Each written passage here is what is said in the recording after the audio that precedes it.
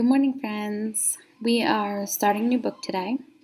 We finished Officer Spence, so we are now reading Miss Jaffe is Daffy. Right? We know who Miss Jaffe is already, I think. You know who she is, right? I know this is Miss Jaffe right here. And of course, this is Arlo and Andrea, right?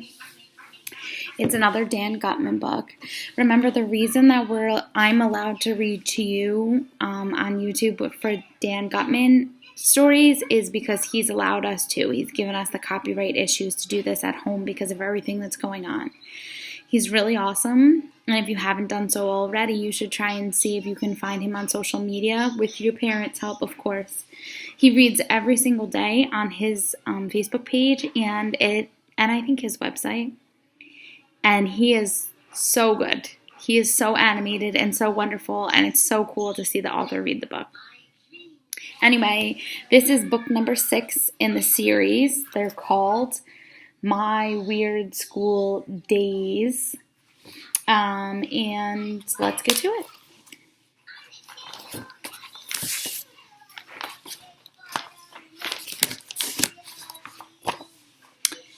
The End of Mr. Klutz. Look at Arlo. Oh boy.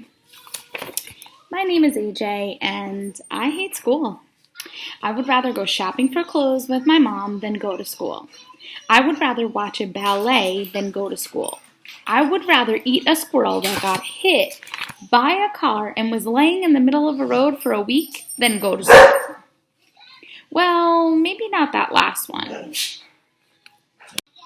It was Monday, the worst day of the week, and everybody had to go to the all-purpose room, which is a room that we use for all purposes, so it has like the perfect name.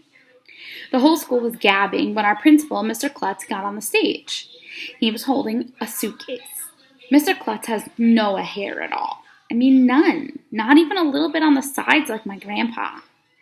I have an important announcement to make, said Mr. Klutz.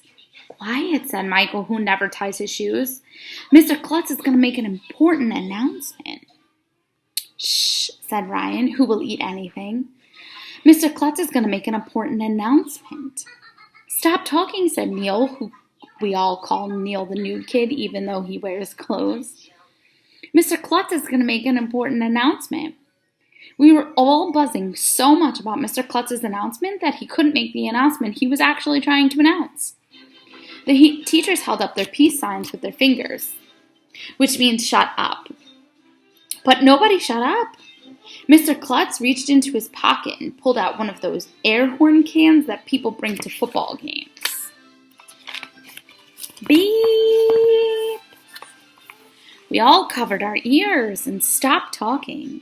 Boys and girls, I want to let you know that I have to go to the airport because I'm leaving. What? Mr. Klutz is leaving? One of the second graders yelled.